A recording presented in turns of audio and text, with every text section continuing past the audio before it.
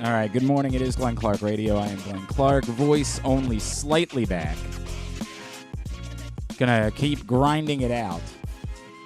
We got a Tyus Bowser show coming up tonight. Special guest Devin Duvernay is going to join Tyus this evening. We will be at the Hamilton Sports Bar and Grill. That's breaking news. It is not. We announced it yesterday, but okay. glad you're paying attention. That's definitely a good sign. When it's breaking news for Glenn Clark Radio listeners. No, I mean, if you're listening to this show, you probably should be following us on social. Well. Anyway. Exciting. Yes, that I agree with. That part, on the third try, you finally got it right. It is exciting. Devin Duvernay will join Tyus Bowser this evening. We will be at the Hamilton Sports Bar and Grill on Harford Road. Tyus Bowser Show is a partnership of PressBox and Grade 8's Memorabilia. It's brought to you by Maryland Vascular Specialist, the all-new Ginsu Kamado Grill. If you want to find out more, you can go to PressBoxOnline.com/Bowser in order to do that, but it's very simple. Tonight, 7 o'clock. I mean, I would get there a little bit early because you never know when there's going to be a huge crowd and you're going to be left out as far as trying to get a table. But I would just start showing up maybe a little bit after 6 for the Tyus Bowser Show at the Hamilton Sports Bar and Grill on Harford Road. Your opportunity to rub elbows with 2 stars, and we will definitely need to talk to Tyus Bowser about his Halloween costume from last night. He looks good. Yo. Women of Baltimore, need you to maybe slow it down a little bit with Tyus this evening. Need you to, I get it. I get it.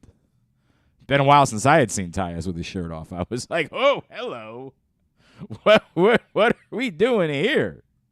And I started to think some things. We're going to talk to Tyus about that this evening. Of course, if you missed the show live, we will have it for you throughout the rest of the week here on GCR. You'll also be able to hear it Friday night on 105.7 The Fan.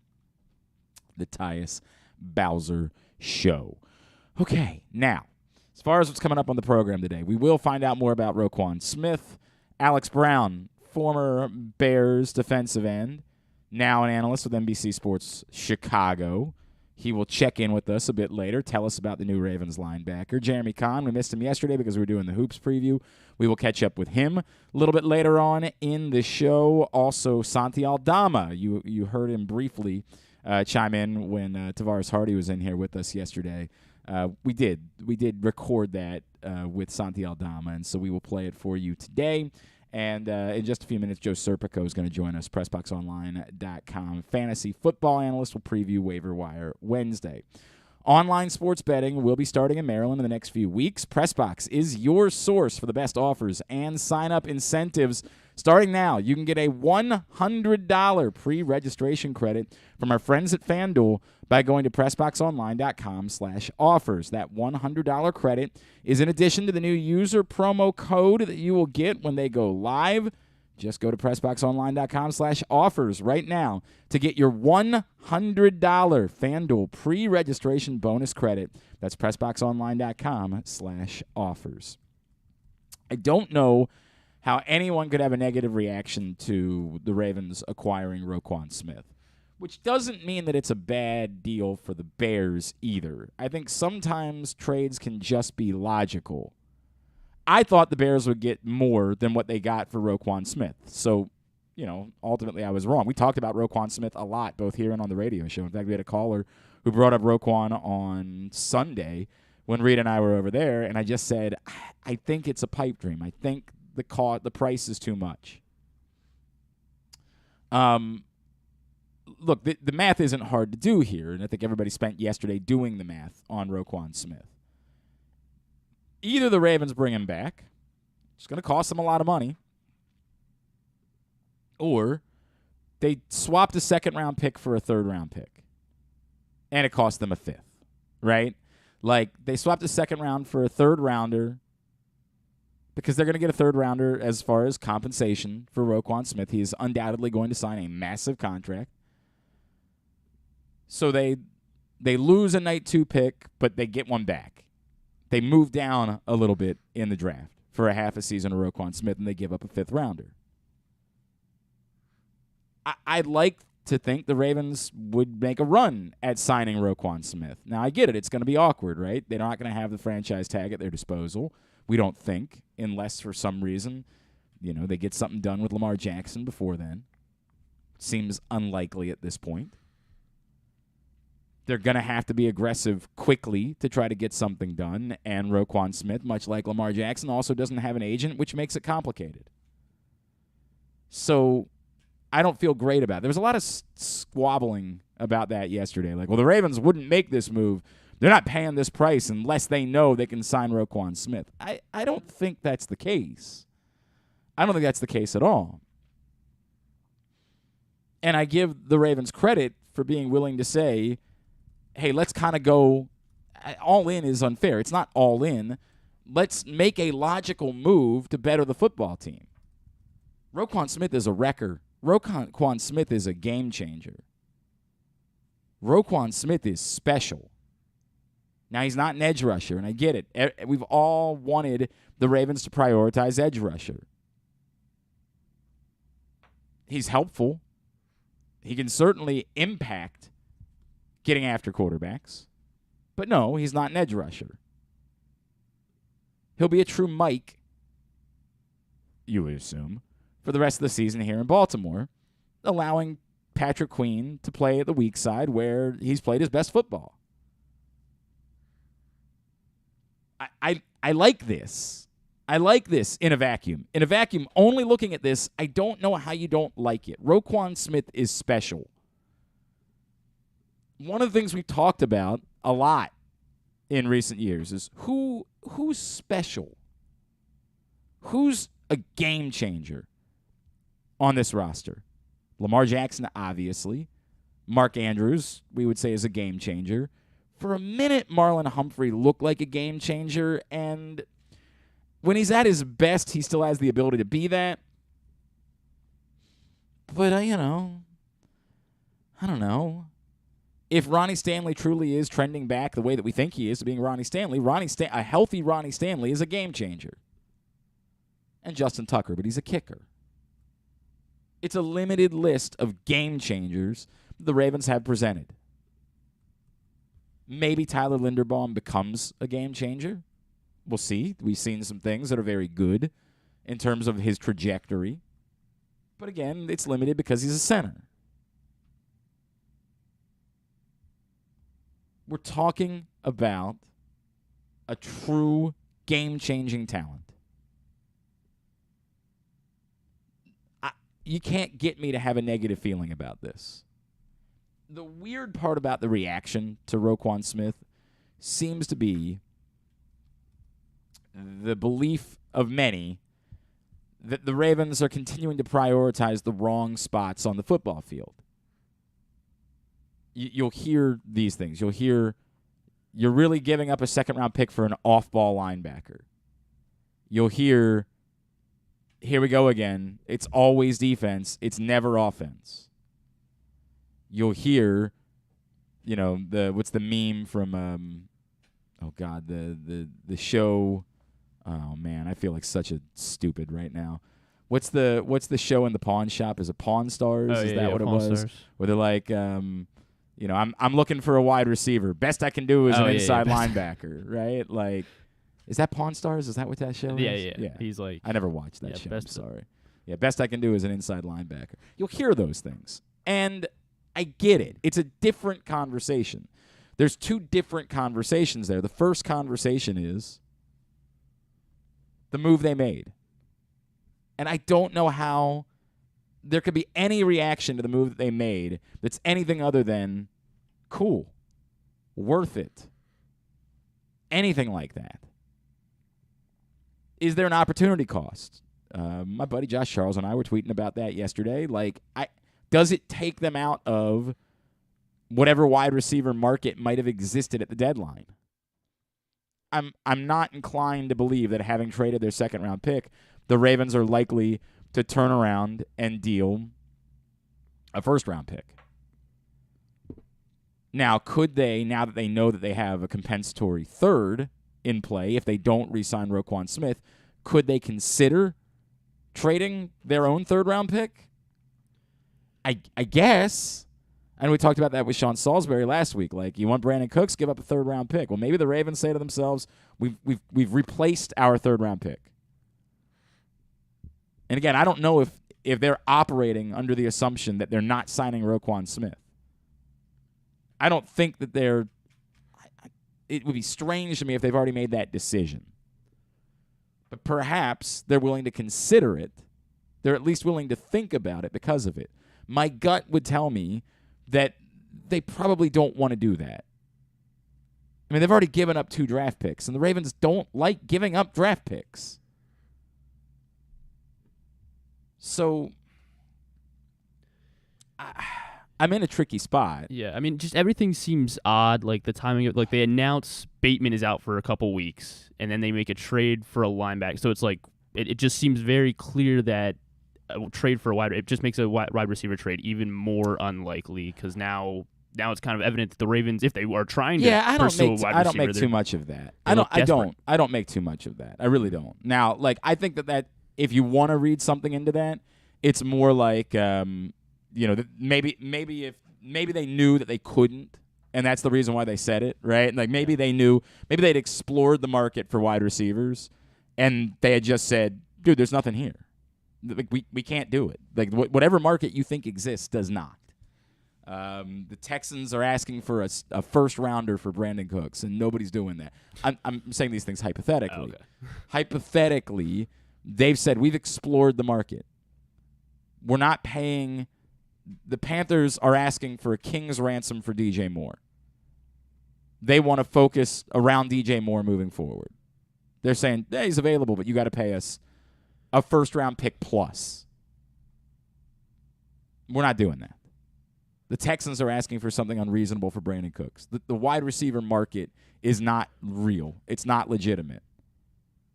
So it is what it is. We know the answer. I think the idea that suddenly this means that teams are going to try to hold the Ravens hostage because they acknowledged that Rashad Bateman was going to miss a few weeks.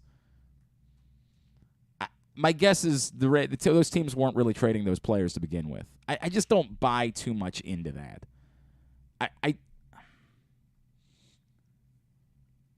I don't think there's a team that's sitting there saying to themselves, we'll trade this guy for this price, but if you're missing a wide receiver, the price is going to be this, or we're not going to trade the guy. Right? Like, I just don't find – I think – I get it. There have been teams that have made really bad trades over the years. I understand that. The Texans stand out among them. I find it really hard to believe that these guys that work with each other every day are suddenly going to go in and say, you know what, I was going to make this deal, but now I'll only make this deal for this price that I know you're not going to pay. I don't make too much of that. Is it odd? Does it feel like something that, like John Harbaugh doesn't typically like talking about injuries to begin with. Does it feel like something that maybe he just might have kept closer to his vest for another 24 hours?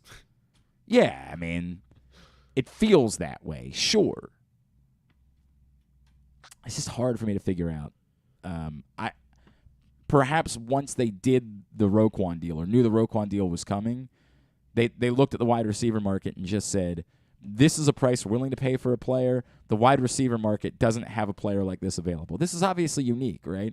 The Bears decided they weren't going to be able to re-sign Roquan Smith. Roquan Smith was done in Chicago. So they were inclined to make a deal. So despite the fact that Roquan Smith player value is probably a little bit more than a second and a fifth round pick, they were willing to make the deal because they knew they weren't keeping Roquan Smith around. They weren't doing anything with him this year, and they weren't going to be able to keep him around moving forward. So they were either going to get a compensatory pick for him, which would have been a third rounder, or they could do slightly better with a second rounder. The Bears were inclined to make a deal. I keep trying to say this about DJ. I'd love to have DJ Moore. I'm obsessed with DJ Moore. But I've never thought it to be, like the people that keep trying to say, well, you can't pay a first-round pick for DJ Moore. Dude, why do you think the Panthers are just running DJ Moore out of town? He's already been paid. They want to – are you pretending like the Panthers are just okay with stinking for the next 5 years? They're going to want to get a quarterback. Unlike last year, next year sets up to be a pretty good draft class for quarterbacks. Last year's draft class stunk. So they just decided to go with the stopgap and Baker Mayfield, which clearly didn't work. So now they set themselves up to have the ability to draft a quarterback next year. And when they do that, they'd probably like to have someone for that quarterback to throw the football to.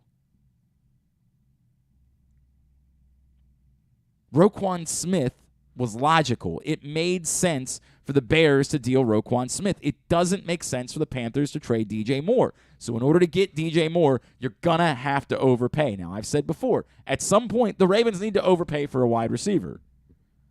They had their opportunity to get guys at reasonable prices. I'll never be over Stephon Diggs. Never. In a million years, I'll never wake up and say, I understand. So I agree that at some point, you're going to have to pay more than what the cost is. The Ravens don't like doing that. So if the Panthers are saying, we can talk about DJ Moore, but, I mean, it's a first-round pick to start the conversation. And it's probably more than that. We need something that alters our franchise if we're dealing away our franchise player. Then what do the Ravens say back? Oh, okay, sure. I mean, we have this opportunity to go do this with Roquan Smith, but we'd rather overpay you. Somebody I understand is listening to this and saying, yes, that's the wide receiver position is more important. Do that. And I get it. I do. I understand. It's not that I don't feel some amount of disappointment at the fact that this probably takes them out of the high-end wide receiver market. Is it impossible the Ravens could swing a deal for somebody today? Some sort of wide receiver?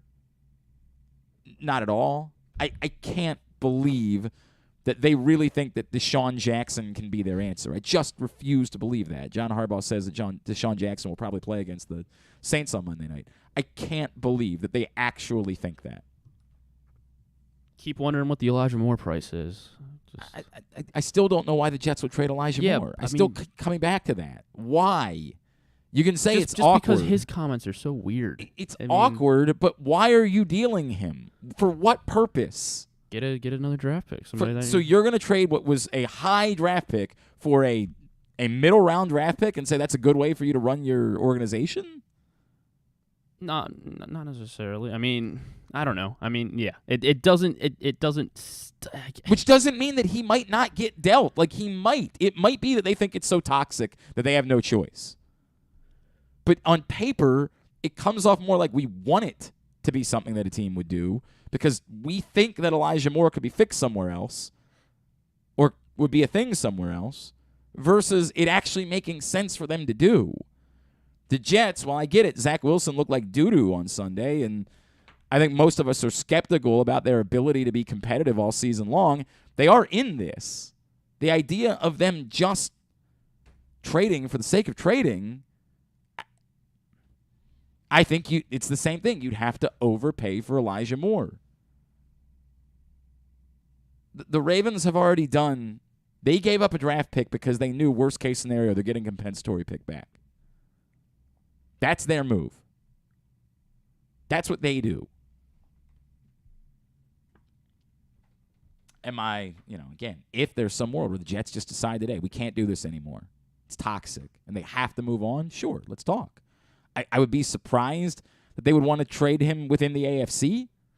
I don't think they'd want to do that. I just don't think it's likely. I think you have to be looking for a very specific circumstance in order to be able to make a deal. Brandon Cooks always kind of made more sense because you could see a scenario by which the Texans just say, hey, this isn't changing us. Joe Douglas loves Ravens players, so maybe we could toss him some player. Who? Joe Douglas loves Ravens. What player? I don't know. We'll figure it out. The Bears got A.J. Klein. That was a throwaway. I know. Like, I just don't. I want it to be done. I don't know why you're so obsessed with Elijah Moore. Because he's an Ole Miss receiver. Last Ole Miss receiver that was a high-round draft pick. Laquan Pretty Treadwell good. was an Ole Miss wide receiver, too. How'd that work out? DK Metcalf's pretty good. I understand that, but the notion that Torrey Smith and Darius Hayward-Bay were both Maryland wide receivers. Like, the idea that every player that plays a position at a certain college works out is nonsense. I mean, come on, man. I'm not telling you no on Elijah Moore. I just don't. I just don't know that I see it. I don't get it, man. I don't understand. All right. Today's show also brought to you by your local Toyota dealer, buyatoyota.com. The Toyota Tacoma comes in a range of models and trim lines, so you can get the perfect Tacoma, the one that you've been just desiring, that reflects your unique personality and driving habits. Check out buyatoyota.com for deals on new Tacomas from your local Toyota dealer today. Tomorrow, of course, is Waiver-Wire Wednesday. More bye weeks coming this week. Where can we find some help? Let's find out from our guy. He is Joe Serpico, PressBox fantasy football analyst, and he is with us once again here on GCR. Joe, good morning. How are you, my friend? Hey, hanging in there. It's the first day of November. Hopefully you guys don't have a Halloween candy hangover like I do. I ate most of the candy instead of giving it out last night. We're going to have to start throwing it. We got way too much in the Glenn Clark household. The kids are going to wake up today and they're going to find out that half of the candy was taken to work by my wife. That's the way things are going to go. All right, let's get into Waiver-Wire Wednesday. A couple of names. I'm just going to start throwing some things out. Obviously, if you haven't picked up Donta Foreman before, I can't fathom that he's still available many places, but go scramble to get him at this point. Oh, absolutely. I think I talked about him before the Christian McCaffrey trade to be kind of a speculative ad. Now, did we know that Chuba Hubbard was going to be injured? No, and I do think that played a little bit of a contributing factor to him going for 3 touchdowns this week. But even when we did see them together the week prior, Foreman was the guy that just had the more explosive plays. Even in the limited action that we saw Hubbard last year, he just looks like a guy. Foreman had, when he took over for Derrick Henry last year, again, was just coming up with big play after big play. And then let's also face it, the Falcons defense that they were going up against this past weekend is not the greatest. So that kind of definitely helps out Foreman. But yeah, if Foreman is somehow still available in your league, absolutely get him. Do whatever you got to do, spend whatever you got to spend in fab to get him. Because I do think even with Hubbard coming back, I think that's going to be Foreman's job for the rest of the season. I tend to agree. Let me talk about another Panther, and I wonder how much of his performance do you bring up the Falcons defense in the conversation. But where are you with Terrace Marshall now? Yeah, he was another one that I had this week as a waiver wire pickup. With the move of Robbie Anderson out of there, and P.J. Walker seems to have opened up this offense way more than the 2 first-round picks that they have on their team. But Marshall, he's coming off the highest targets that he's had, highest receiving yards in the game as well. So he's definitely going to be looked at. I believe he was a 2nd, 3rd-round pick, something like that. So they definitely used some significant draft capital on him. Now, it looks like they finally figured out that they need to get the ball in DJ Moore's hands a lot more than they were doing, let's say, the first 6 weeks, 7 weeks of the season. But Marshall is a solid guy, especially, you kind of just said it, we got a lot of teams on a bye week this week, 6 teams in total, which I think that's a little bit ridiculous considering we only had 2 on a bye week last week. This week we got 6.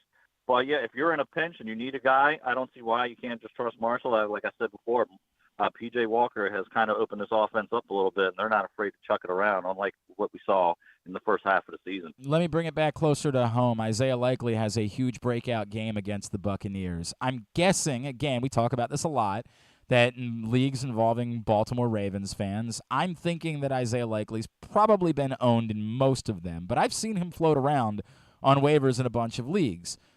His benefit was that Mark Andrews missed half of the game on Thursday night, but he has been a rising player. We know the Ravens are plenty capable of using multiple tight ends.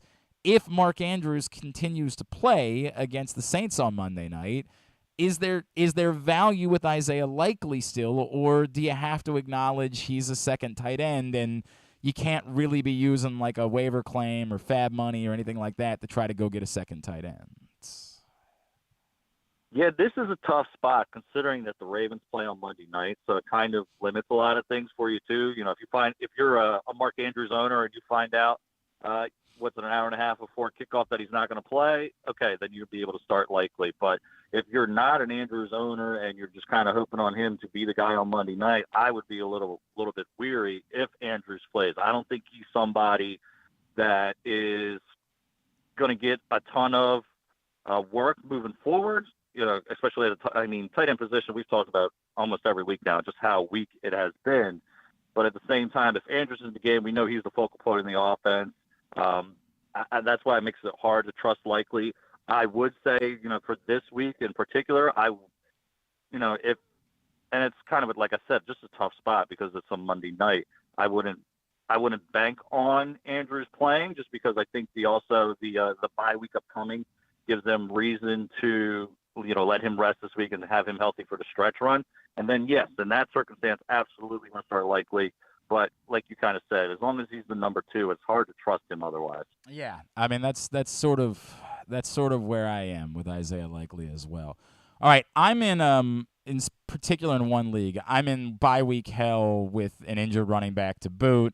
I am desperate for a running back that could get me something this week. Is Caleb Huntley someone I can play at this point? Like if I'm really desperate. That's another tough one just because this is the week that Cordero Patterson is supposed to come off the IR. Now, is he going to be immediately activated? Again, hard to tell this early in the week. But what we have seen is it's kind of going 50-50 between him and Tyler Algier.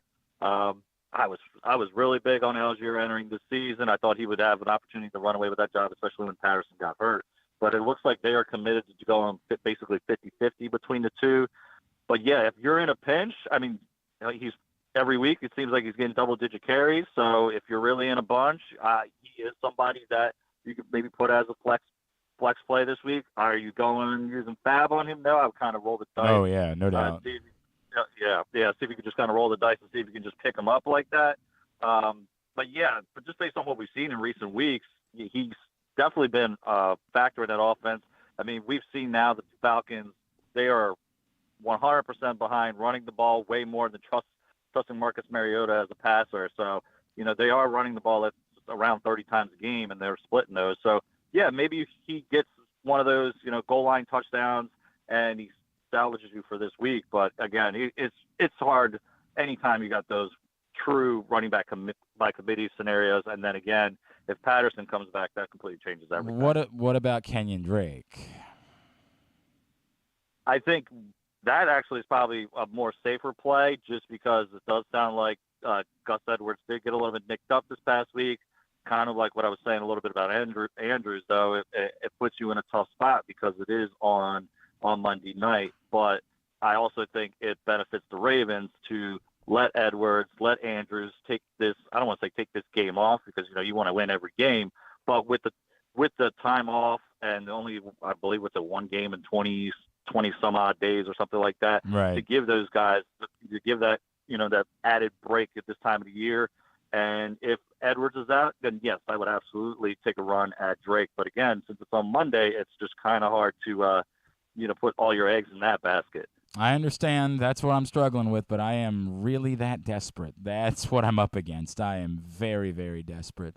All right, Joe, give me some other names that should be on everybody's radar at this point. I think I talked about one of these guys last week, but I wrote my piece on yesterday. There's a lot of backup running backs that seem to be available for some reason. One of them being Alexander Madison, for some reason still owned in only 50% of leagues. Yes, okay, he doesn't help you right now because Dalvin Cook looks like he's back. But as like one of my buddy likes to call them, they're lottery tickets if something were to happen to their guys. He's one. Najee Harris looks like a shell of himself, so Jalen Warren's another guy that I would be looking to add. Honestly, any of those backup running backs for what I say are top 5, like look at what Tony Pollard did for anybody that has been holding on to him. Kareem Hunt gets traded. So guys like that, you always want to have those guys on your team. So like a Rashad White for the Buccaneers, I know I've talked about him previously. So any of these running backs this time of the year that would be next in line if something was to happen to their guy, I would much rather be holding on to one of those guys as opposed to, say, like a 4th or 5th wide receiver that you probably are going to start once a week, now that we're in these bye weeks. But otherwise, no, they're not necessarily somebody I need. And then at the tight end position, another guy that I know I've talked about previously, Tyler Conklin. He's coming off a 10-target game with 2 touchdowns. Again, tight end position is it's been so rough this year. I mean, every week I feel like I'm saying, all right, this guy's good, this guy's no good, but that's just how the position's been this year outside of basically Kelsey. Kittle's kind of entered that conversation as well now, and then Andrews, of course. But yeah, those are just a couple guys that I want to take flyers on.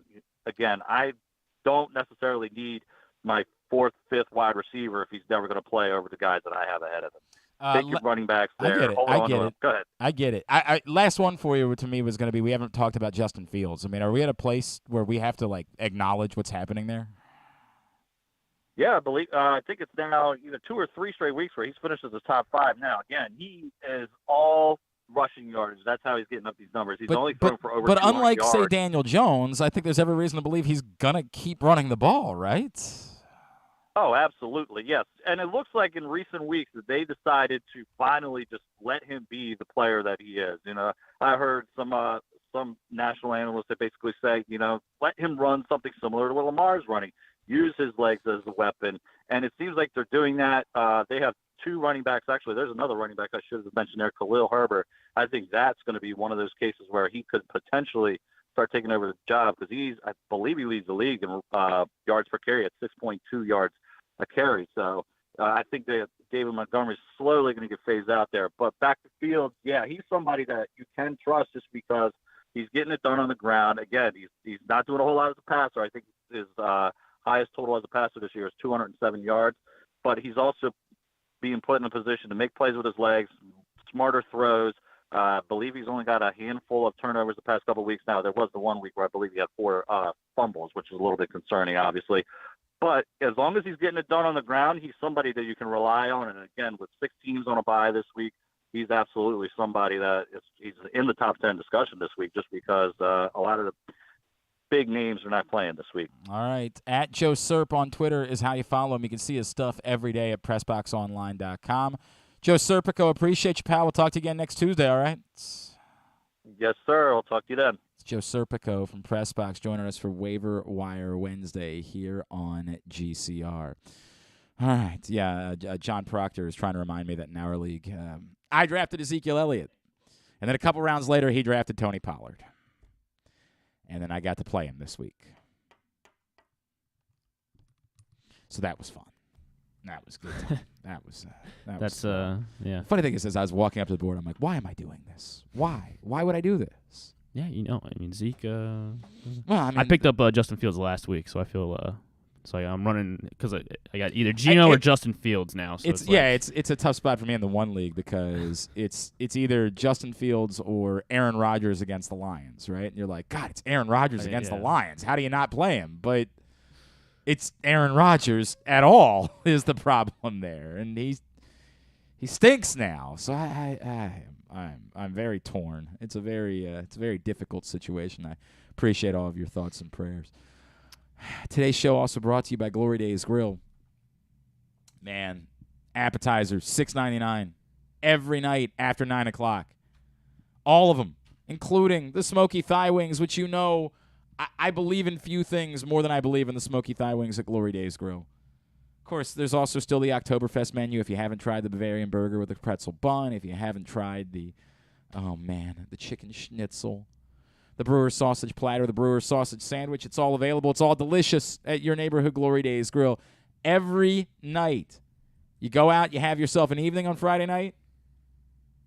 You take Dixie D'Amelio out for a nice night on the town. Say, hey, where are we tying things off? Where's our nightcap? You say, we're going back to Glory Days Grill. We're going to get some mott sticks. That's how we're spending. That's how I roll. That's what you do. That's the answer. GloryDaysGrill.com, again, is the website for you to find out more and get your order in. When we come back in, Santi Aldama, former Loyola Greyhound. He's now starting with the Memphis Grizzlies. We're going to catch up with him next. It's Glenn Clark Radio. Come experience Maryland's #1 sportsbook this NFL season at the FanDuel Sportsbook at Live Casino and Hotel, the ultimate place for any sports enthusiast. Take advantage of our 24/7 kiosks, massive video screens, and watch all the action from the best seat in the house. With more money paid out than anyone around, make every moment more at the new FanDuel Sportsbook at Live Casino and Hotel in Hanover, Maryland. Please play responsibly. Gambling problem? Please call 1-800-GAMBLER or visit mdgamblinghelp.org. The Baltimore County Police Department is hiring. Entry-level officers start at close to $59,000 a year with a $10,000 bonus. Some restrictions apply. Plus a great retirement plan, medical, dental, and vision insurance, advancement to specialized units, tuition reimbursement, 15 sick days earned per calendar year, and even further incentives for military members and veterans. If you have a passion for service and want a career for life, visit joinbaltimorecountypd.com or call 410-887-5542. You must be a United States citizen, possess a valid driver's license, and have a high school diploma or GED equivalent. The Baltimore County Police Department is an equal opportunity employer. Make the most out of every day in your Toyota RAV4. Available in hybrid or gas-only models. A RAV4 can get you where you want to go in style. Check out buyatoyota.com for deals on new RAV4s from your local Toyota dealer today. The latest edition of PressBox is available now. On the cover, New Maryland basketball coach Kevin Willard sits down with Stan Charles and Glenn Clark to discuss the situation he inherited in College Park and how he plans to get the program turned around. Also, inside, we introduce you to men's and women's college basketball players from all of the teams in the area. And Bo Smolka profiles Ravens receiver Devin Duvernay. PressBox is available for free at over 500 area locations, including 60 Royal Farm stores, and you can always find the entire edition as well as the best daily coverage of the Orioles, Ravens, and Terps at PressBoxOnline.com. Experience the best in Kamado Grilling, a complete outdoor cooking appliance. The Ginsu Kamado Grill allows anyone to sear, grill, bake, and smoke all types of food. Designed for efficiency and function, the Ginsu Kamado Grill upholds the enduring legacy of the iconic Ginsu brand. The Ginsu Kamado Grill is perfect to cook all year round, is great for parties, and ideal for tailgating with your friends. Reserve your Ginsu Kamado Grill today at ginsugrills.com and get $100 off on your pre-order when you use the promo code TAILGATE. That's ginsugrills.com. Reserve yours today. Join Glenn at halftime of every Ravens game for the Project Game Day halftime show at facebook.com/PressBoxSports. We apologize in advance. There's not much we can do about his face. Hey, because we were doing the college basketball preview show yesterday, we didn't get a chance to go over picks for the week. By the way, thank you to everybody who was part of the college basketball preview show yesterday. I know for some people it's just not for you. It's fine. It's not going to offend me in any way. We're going to keep doing it because we made a commitment that we're going to cover local sports, that we're not just going to bitch about Greg Roman every day. I mean, if that's what you're into, that's what you're into, and you're going to go somewhere else, and that's fine. It's not going to bother me. Remarkable to me. I had somebody message me yesterday. He's like, dude, you got to tune in to the morning show. You got to hear what they're saying. I'm like, all right, fine. You know, I like Rob, and I like Ed, and I don't think Jeremy was there yesterday. But I was like, you know, I'll tune in. And with no offense to those guys, it was amazing to me how long they let just this, to what to me is a very boring conversation. Who do you blame? Is it the players or the coach? I'm like, what blame? What are you blame? They're 5-3 and have the number 5 scoring offense in football. What the F are you talking about? Blame. Blame for what? Like what is the disconnect here? What am I missing? Blame. Blame. Who do you blame?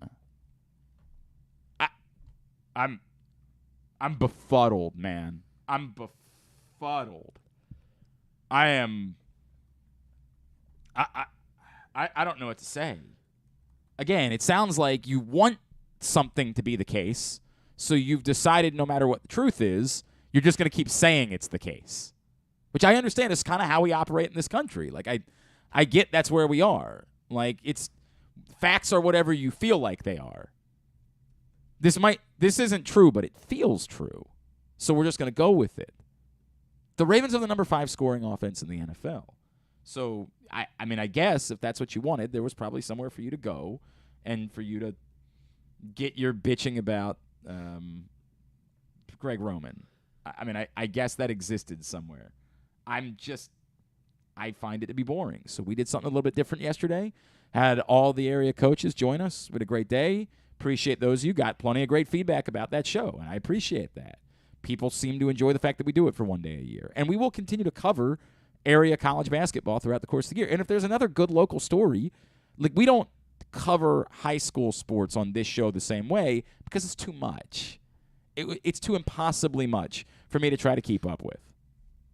But if you think there's some really great story that we should be covering, I've been meaning for some time to tell Griffin that we should track down Derek Queen. Like, that's a good Baltimore story. We should track him down. Remind me. We'll put that on the list. Okay. But if there's a good local story that you think we should be talking about, tell me. I want to cover local sports. I want to do things that other people don't do.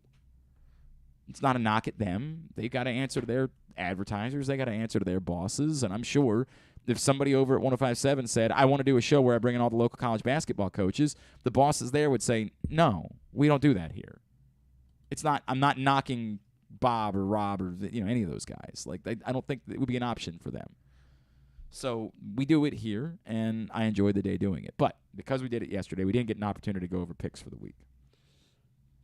Really quickly, Paul Valley was the big mover this week. He went 6-3 thanks to a shameful failure to cover by the Buffalo Bills. I don't know how they look themselves in the mirror. We'll get to that. Quickly, here are the games we picked this week. Ohio State, Penn State. It was hairy. What a weird game where Penn State was up in the second half, and then Ohio State was cruising to a cover, and then Penn State backdoor covers their way to a lone wolf win. I appreciate the lone wolf record that John Proctor added. Yeah, we brought that up last week. Where were you? Oh, I guess. Yeah. Where I guess I wasn't looking at the charts. You should listen to the I show. listen to the show. It's okay I know. Sometimes. I thought he was just texting you what No. the lone wolf records were. Andrew Stetka gets the lone wolf win there, and he needed it. Not that it made it any difference. He's still 10 games back, but we'll get there. Tennessee and Kentucky. Those all black uniforms. I know. I wish I would have known ahead of time. If I would have known ahead of time, I definitely would have made it my pick. And at some point, it's time for me to acknowledge what Tennessee is. Although, of course, this is the week they play Georgia, so I'm not sure if I'm ready to acknowledge them that much. We will find out when we do picks this week. Tennessee cruises 44-6 over Kentucky. Navy needed overtime to beat Temple. Obviously, the sad part about that, Ty Lavatai out for the season. That sucks. But Xavier Arline came in, got the job done, and Navy did win, but they did not cover the 13.5. So Griffin, Paul, and myself got that point. However, you're going to lose your Temple bet that you made with your buddy, it appears. They have UCF this week. This is your last stand? Yeah. Well, we made it together, essentially. Oh. He talked me into betting the over, and I was like, all right. That's unfortunate. He's like, hey, we got Kurt Warner's son. It's, yeah. and if do. not him, then Quincy Patterson and North Dakota State. Old North Dakota State. Anyway. Like, all right, let's do it. Nobody cares as much about Temple football. Yeah, no one does. Minnesota at 1 o'clock continued to be a very safe bet as they defeated Arizona 34-26. Everybody except Paul and Andrew Stetka got that point. The reverse lock, the line that didn't make any sense, but of course Vegas knows something. The Patriots defeating the Jets 22-17, covering that 2.5-point spread. Everybody but Griffin and Paul got that. How did Paul go 6-3 losing those games? That is remarkable. Yeah. He went on a tear after that. The San Francisco, the 49ers-Rams thing, go figure. It makes no sense. The Rams literally cannot defeat the 49ers in the regular season. They have now lost 8 straight as they lose 31-14. Christian McCaffrey all over the place. Ken Zales, the only lone wolf loser of the week, as he was the only one on the Rams. Seahawks and Giants, I just wanted to play the points. That was a failure as the Seahawks continue their magical season. They beat the Giants 27-13. Paul, Stetka, and KZ all got that point. Paul, who was on Twitter calling himself an idiot early in the second half for picking the Packers. He was just going on about it. Ends up getting a cover. 10.5 number. Go figure. The number was 10 as the Bills beat the Packers 27-17. But seriously, embarrassing from the Bills in the second half. It's almost like Josh Allen bet on the game. Like there were some throws. You're like, really? Couple of interceptions in the second half that were just brutal. I mean, it stunk. And, of course, Ravens-Buccaneers back on Thursday night. Everybody but Stetka and KZ was on the Ravens. So, for the week, no one worse than 4-5. As I keep saying for me, I just want to keep going 5-4. I feel like I'm good if I can just keep going 5-4. And I did. The big winner was Paul Valley. He went 6-3. Myself, John Proctor, and Griffin all went 5-4. KZ, Kyle, and Stetka all went 4-5. Now that's relevant at the top of the table because KZ and I are now tied for first place. But again, we're only playing for a little bit of money at the top of the table. The real race is at the bottom of the table to avoid being the one that has to come in and eat the worm burger and do the worm and get stink-faced and dress up like Dennis Rodman. And Andrew Stetka continues to just not make up any ground whatsoever. He is comfortably in last place at 30-47 on the year. 10 games back of first, 5 games back of Kyle Ottenheimer, who is now vice worm at the moment. Andrew Stetka continues to be the worm. That's our picks recap for the week. Today's show also brought to you by the all-new Ginsu Kamado Grill. Save $100 when you use the code TAILGATE at ginsugrills.com. Tailgate is the code. Go to ginsugrills.com and you will save $100 on the all-new Ginsu Kamado Grill, the perfect ceramic home grill or tailgate for grilling, searing, smoking, baking, all kinds of food. ginsugrills.com. Use that code TAILGATE. We had to do this a little bit earlier because of his schedule, but an opportunity to catch up with a former Loyola Greyhound who's now a starter in the NBA. He's Santi Aldama, and he's with us on GCR. Well, it's so good to welcome back to the program our next guest. Of course, you remember him from his days here at Loyola, and now he has moved into the starting 5 for the Memphis Grizzlies this season, and he has been killing it so far. He is our friend, Mr. Santi Aldama, and he's back with us now here on GCR. Santi, it's Glenn. It's great to catch up, man. Thank you for taking the time for us. Yep, thank you for having me here again. Dude, it's so good to catch up with you, man. Tell me about, finding out that you're moving into the starting 5. How does that go? Did you have an idea during training camp? When did you know that your role was going to be changing this season? Yeah, I mean, obviously, there was an opening, Jaren was out, unfortunately.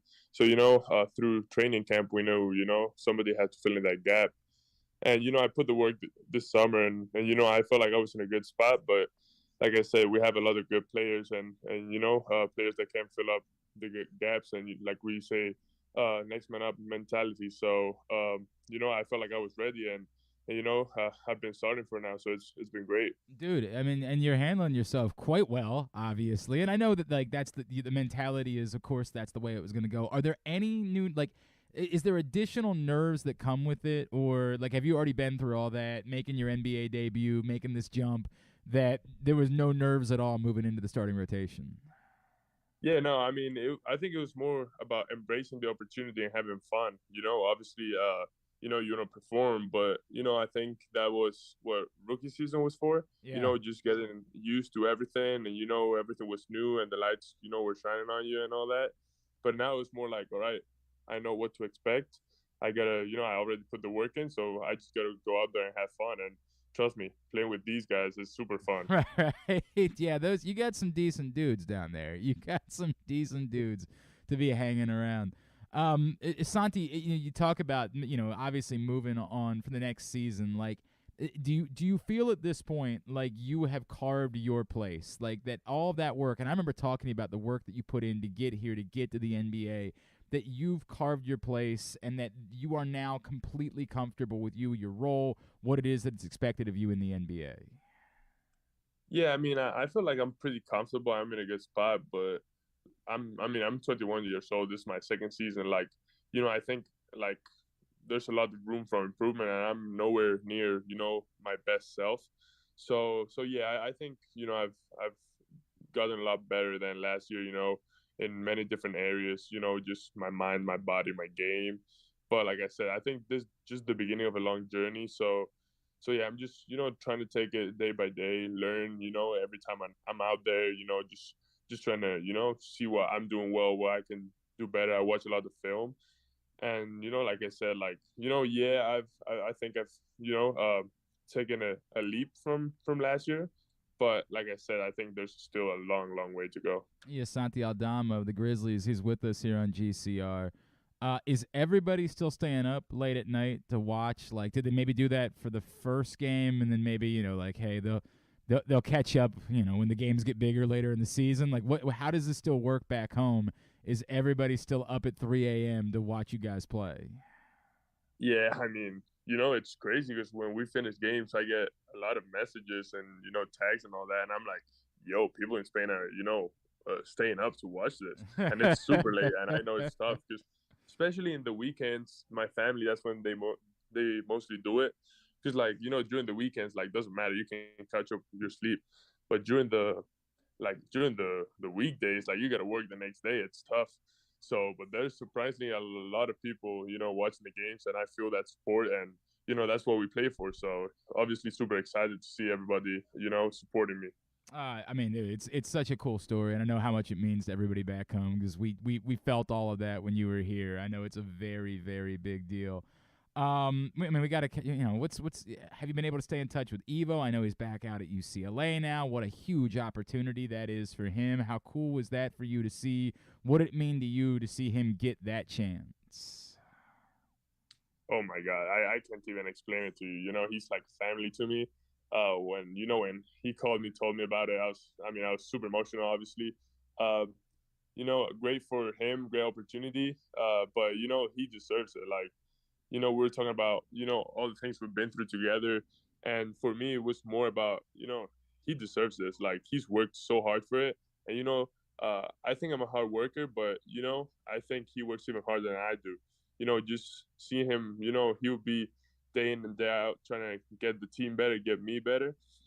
And yeah, I'm looking forward to going to LA. Hopefully they're there too, and we can catch up, you know, see each other. It's cool because we talk over the phone every once in a while, but I really want to see him, see his family again, and, you know, just spend some time like the good old days. It's bittersweet for us, obviously, of course, right? Like, It was nice having all you guys here, but what an amazing opportunity that is for him, man. One of the biggest programs in the country. It's such a cool story to see it work out that way. It's Santi. Look, man. We're still hoping for the best, right? Like, I don't know. I know you were back in the spring. Were you able to get back at all this way since we saw you in the spring? Were you able to spend any time with the guys this summer? I can only imagine the demands on you might be a little bit more, significant at this point. Is it harder to find your way back to Baltimore? Yeah, it's hard because obviously, you know, my schedule's really, really tough. But then, you know, throughout the year, maybe when I'm back, like the team's playing, I think when we play DC this year, the team has, you know, a home game. So it's, you know, tough timing. But yeah, I mean, I haven't been able to go back to Baltimore since All-Star break. You know, but I was able to actually see Golden in Spain. Oh, that's cool. Yeah, I was where, you know, where he's from, and we were there for a bit. I was working out with Zaire too. So, you know, we spent some time together, and that was cool, you know, because, I mean, Golden, obviously, I spent 2 years with him at Loyola, but it goes way, way beyond that. You know, we know each other since we're 12. So, obviously, it was good to catch up with him. And, you know, my first year without, you know, playing with him at all. So you know, it was just good for him to tell me about, you know, last season and this season. And, you know, he's excited, and I think he's going to do good things for the team this year. It's awesome. That's awesome. That's really, look, I mean, he's a guy that we have seen the signs for sure, and we know what's coming with him, so that's really cool to hear. You know, we talk about the guys that you have down there and how much fun it is. I know I've talked to you before about just being around Ja, and, like, what a freaking marvel it is to watch that dude play basketball. Are there ever times where, like, you find yourself maybe being a step behind because you just see that dude do something and you're like, yo, I know I need to go play basketball right now, but I need a second to just sort of, like, recompose myself after watching what that dude just did? Yeah, I mean, I think there's sometimes where he does stuff and we just look at each other like, he didn't really do that, right? Like, like he really just didn't do that. So, you know, yeah, he's a stud. He's like, you know, 1 in a million player. Like, you're not gonna see many like him. And you know, the things he does on a daily basis, because it's not like he just does it in the game. He does it every single day, and, you know, he does it with so much ease. You know, it's incredible to watch, but, you know, incredible to be around him, because obviously, young guy, a lot of talent, but, you know, the work he puts in really shows off. You know, that's not, obviously he has God-given talent, but there's a lot of work behind that too. And it's good that it's paying off for all of us. And we're lucky to be with him, enjoying his success and the team's success. I mean, dude, no doubt about it. And the rest of us in the world just can't help ourselves. Like, we just get lost watching that guy play. I got a funny feeling there's an MVP award coming that way before too long. Something I'd love to know just more, as you've made this jump and you've established yourself, who are the guys that you've leaned on, the veterans, maybe with the team or around the league? Like, who are the guys that maybe you've connected with that have given you advice? And maybe what's the best advice that you've gotten as you've established yourself here early on in your NBA career? Yeah, I mean, I think, from the team, it's been very, very helpful. Guys like Dylan Brooks or Steven Adams, they've been in the league for a bit now. And, I have a really good relationship with Steven. We grab dinner, most days when we're on the road. And he's been super helpful for me, especially last year, where I had a lot of time in the G League, obviously in the NBA, playing more minutes, less minutes. And, he was just like, you got to take it one day at a time, work hard. And, at the end of the day, like, we're in a lucky position. Like, you've worked for this your whole life. Like, you've done the tough part, the grind. Like, now you just got to keep doing it and enjoy while you do it. And I think that's the key, Like, when you enjoy, because every player wants to play in the NBA, right? So now that you're here, you just you keep doing what you're doing because you gotta do what made you get here. But now you just gotta enjoy the process. Like, it's about fun. It's about having fun. And I think watching the Grizzlies, that's something you see. We have fun with it. So I think that's what it's all about. And just being in this organization, I think it's been great for me because I'm somebody that has so much fun playing basketball, and being able to do it with these guys is just amazing. You mentioned Steven. It's so funny, right? Because I had to look it up. I was like, yeah, Steven's been around for a minute. He's got to be the oldest 29-year-old alive. Like, I can't believe he's only 29. Like, I was convinced that I've been watching that dude for well over a decade at this point. I can't believe he's only 29 years old because it just feels like he's been around for forever. Yeah, we always tell him, we're like, dude, there's no way you're 28. We know you way before this. But, I think that's probably because of his success since his rookie season. Yeah. Because he was playing big minutes in the playoffs. So you feel like, all right, there's no way he's playing big minutes in the playoffs as a rookie. So you think, like, you know him from before. But, yeah, it's funny that you say that because we always tell him about that. Right? Like, dude, there's just no way. There's no way that guy isn't 30 years old. And then give me the one, like, I don't know, maybe pinch me moment. Like, I know you're there and you belong there, and I want to make that very clear, but has there been a moment where, like, you've been on the floor and, somebody else that you've gone up against was on and you were like, dude, I'm really playing basketball against, whoever it was. Have you had a moment that you've experienced where you're like, bro, I got to pinch myself. I can't believe I'm doing this right now? Yeah, I mean, for sure, a lot of, like, good players. And I remember watching Steph for the first time. I actually didn't play against him, but you just watching him, like, he would score, like, crazy buckets and then just laugh, which was super weird. I was like, yo, But probably the first time we played the Bucks, we played Giannis. Yeah. Because obviously, like, you kind of know what you got to do to stop him. But then when you do it, the dude, like, his steps are so long. He'll just, like, Euro step and get to the basket anyway. So I remember he was at the elbow. So I was, like, kind of behind because I just wanted him to, like, shoot. Obviously, because you don't want him to get to the rim. So he dribbled. I cut him off, and then he just spun it and made the basket. And I was like, what do you do, right? Like, what do you do at that point? Yeah, I was like, all right, it's going to take a little bit more than that, So, yeah, it's just one of those moments where you have so many good players. Same with Jokic, So it's like, all right, like, you can't just play a normal game plan against them. It has to be more like team defense. Obviously, it's one-on-one defense, but also the team has to get involved there. So, a lot of great big-time players that, one-on-one defense is not gonna be enough against them. Man, it's cool. It's cool hearing you talk about that, man. I'm a nerdy fan at the end of the day, so, like, hearing those stories, that really tickles me, man. Santi Aldama, it's so great to catch up with you, bro. Let's remind everybody, you're not on Twitter anymore, correct? Is Instagram's the place to follow you, right? No, I actually got both. I okay. I had a little problem with my Twitter account yesterday. Oh, that's all it is. So it's still just at Santi Aldama, correct? Yeah, that's my Twitter. It should be back up soon. Awesome. And the same thing on Instagram. Give him a follow there. Bro, there were a lot of us back this way that were nerding out when we saw you in the starting rotation to open the season, man. It meant a lot to a lot of people. I know you know how much love you've got back this way. Continued incredible success to you and the Grizzlies. Best of luck this season. I can't wait to catch up with you again down the road, all right? All right. Thank you so much, man. Thank you for having me. It's Santi Aldama joining us here on GCR. Jeremy Conn will join us next, but first, a quick reminder.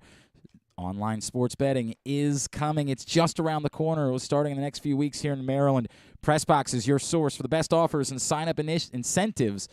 Starting right now, you can get a $100 pre-registration credit from our friends at FanDuel by going to PressBoxOnline.com/offers. That $100 credit is in addition to the new user promo you'll get when they go live. So just go to PressBoxOnline.com/offers right now to get your $100 FanDuel pre-registration bonus credit.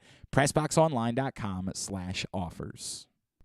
Experience the best in Kamado Grilling, a complete outdoor cooking appliance. The Ginsu Kamado Grill allows anyone to sear, grill, bake, and smoke all types of food. Designed for efficiency and function, the Ginsu Kamado Grill upholds the enduring legacy of the iconic Ginsu brand. The Ginsu Kamado Grill is perfect to cook all year round, is great for parties, and ideal for tailgating with your friends. Reserve your Ginsu Kamado Grill today at ginsugrills.com and get $100 off on your pre-order when you use the promo code TAILGATE. That's ginsugrills.com. Reserve yours today.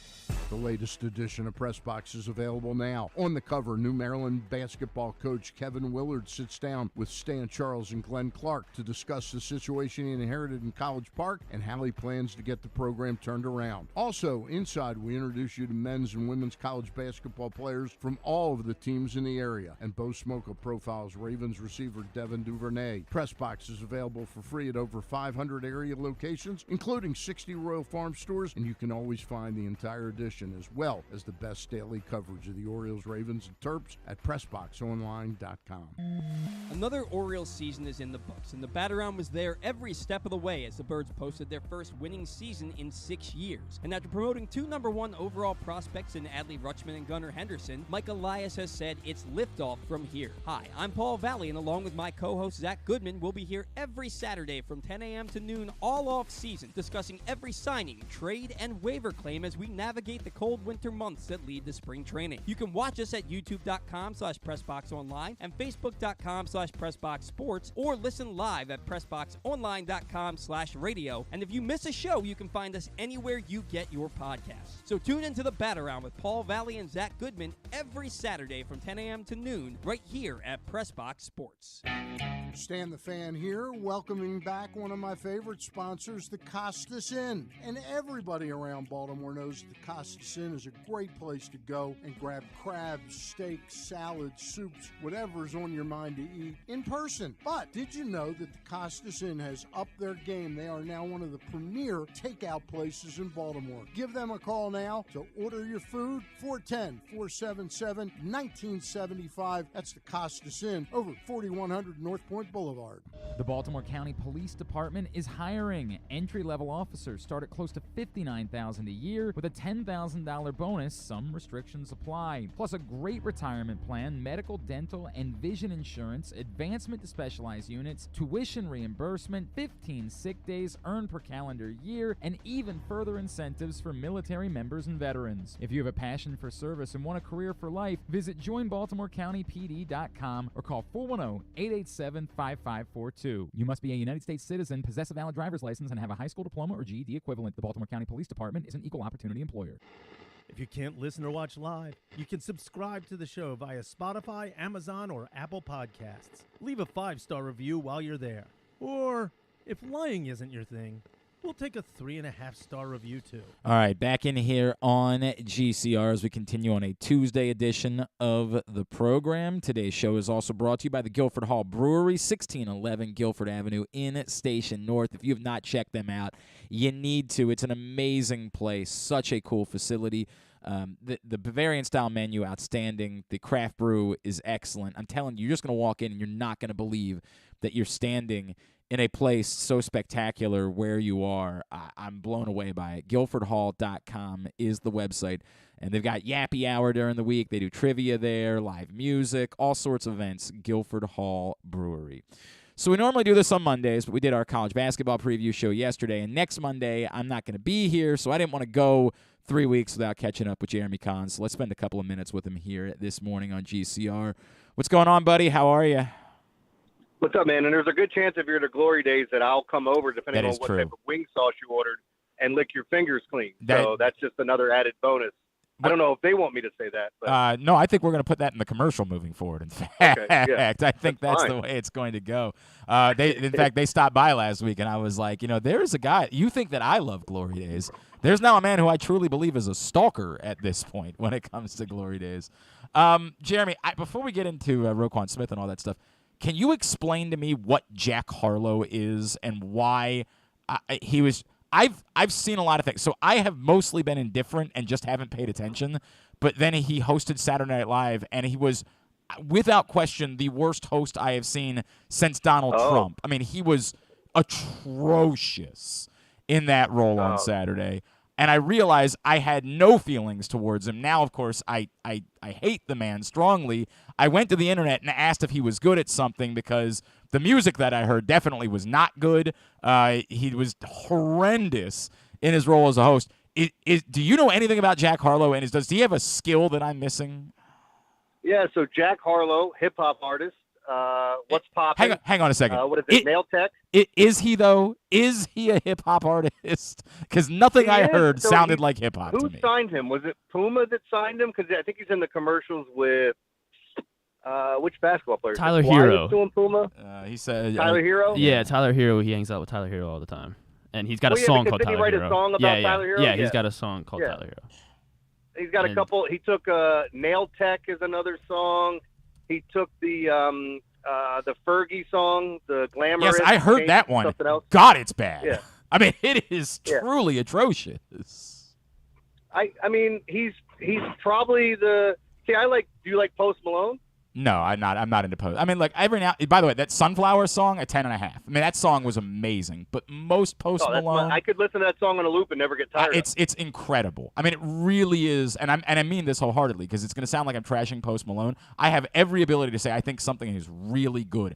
I think that Sunflower song is one of the best songs I've heard in the last 10 years. But most Post Malone, I don't like.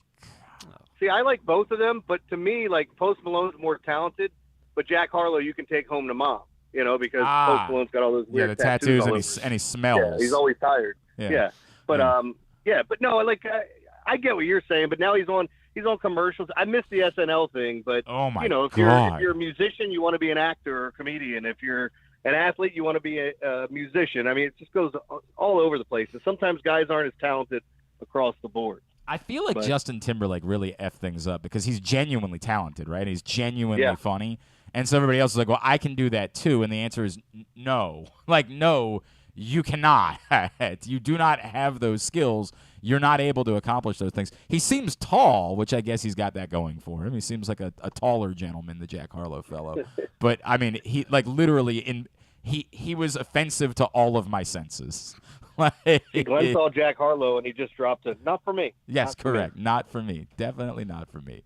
All right, where are you at with Roquan Smith? I can't imagine how a Ravens fan would think anything other than, this is a really solid move to make. There's obviously a bunch of layers to it. Will they be able to sign him? Do they want to sign him? All that sort of stuff. But on paper, to say worst case scenario, you swapped a second rounder for a third rounder, and you get a half a season of one of the best defensive players in football. I just don't know how that could be a bad thing. Yeah, and that's my whole point is so a second and a fifth, and then you get Roquan for this year. You're still going to have the ability to sign him if you want to. There'll be other contracts that come off, but worst comes to worst, he decides to leave or he just prices himself because, I mean, there are rumors he wants $20 million a year. I don't know how you're going to pay all your cornerbacks, your left tackle, anybody else that comes up along the line, your quarterback eventually, and some of the other. You just signed one of the top safeties in the league, so they've got things they have to consider. But if he does walk, you got a rental basically for a fifth and traded back your second to a third. So I don't think it's the end of the world. I love it. I love the move. I think it makes sense on so many different levels to go get a player like this and show that you're in it to win it. And I mean, the key thing is always going to be whether or not you can sign Lamar. If you sign Lamar, then all of a sudden you can allocate the money how you want to. The same thing with Roquan, but if you were able to sign Lamar, you could also franchise Roquan. I mean, there's all types of things that could happen here, but we didn't get a single call of somebody that didn't like the deal.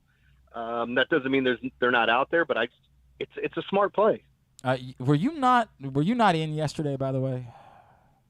No, I had okay. My son had a procedure I took him to. I tuned in for a little while. I had a couple people reached out to me and said I should tune in. I love your boys. You know that. Those are my guys. But a mind-numbing segment to me about everybody just calling in to crap on Greg Roman, and I just kept saying to myself, like, at some point, is it going to be brought up that the Ravens have the number 5 scoring offense in the NFL? Like, at some point, is anybody going to say the words, the Ravens have the number 5 scoring offense in the NFL? Like, is anybody going to bring that up? And I never heard it. And I was just like, boy, I really wish Jeremy was here right now, because I feel like this is a little detached from reality, this segment that I'm listening to right now. Yeah, so I guess my thing is, and I wasn't there, so I can't speak to what all was said, but I've often said this. I'm not a Greg Roman fan. But you have to realize that, he's changed the running game. You can make a case everywhere he's been. There have been questions about the passing game in San Francisco, in Buffalo, now in Baltimore, and how much better can it get.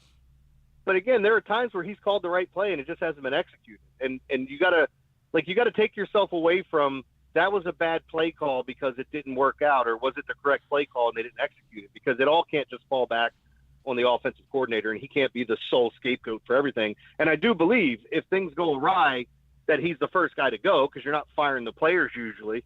But that being said, like, he cannot get the lion's share of the blame every single week for things that go wrong on the offense. But I will say this, like, I'm still getting really frustrated at the plays getting called in late for whatever reason. If that's on him, I don't love somebody that. else, but that's been brutal. And I think it was insane that they threw the ball 30. Like, they can keep sitting here and saying, well, that was our plan. Our plan was to throw that's insane.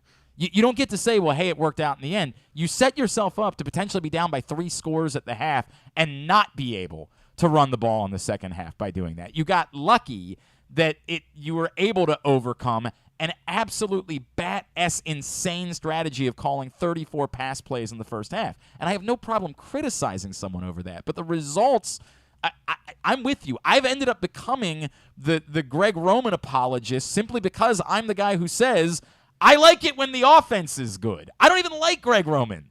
But I like the fact that the Ravens have the number 2 DVOA offense in the NFL and the number 5 scoring offense in the NFL. What is the problem? What are we complaining about?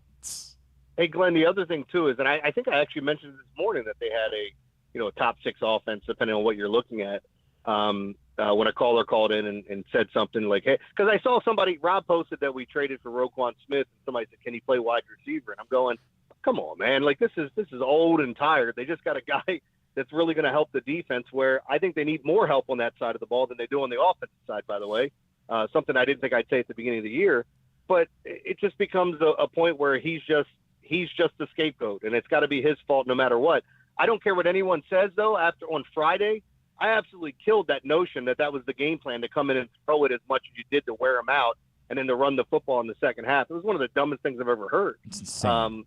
If you're going to wear a team out, run the damn football. Correct. Nobody wants to get up there. If they're stepping back and they're on their heels the entire time, it just happened to work out because they were able to run the football efficiently in the second half. I mean, it's bonkers to me. It's bonkers to me. But it is blowing my mind that we're just still doing this week in, spitting in the face of results and just continuing to say it's very American. The facts are what I feel they are, instead of looking at the actual facts. And by the way, Jeremy Conn's with us for just another couple minutes. I understand the disappointment. Like, I would like for the Ravens to have acquired a wide receiver too, but it's 2 different conversations. How your reaction to Roquan Smith, again, one of the best defensive players in football, could be anything other than, yeah, I'm on board. Look, I would really like if the Ravens made a move for DJ Moore, but I've said 1 billion times, I don't see why the Panthers would do that. I don't understand why a franchise that has already signed the player would say, no, we'll just go with no one moving forward. Like, they want to have a quarterback next year. They don't want to be bad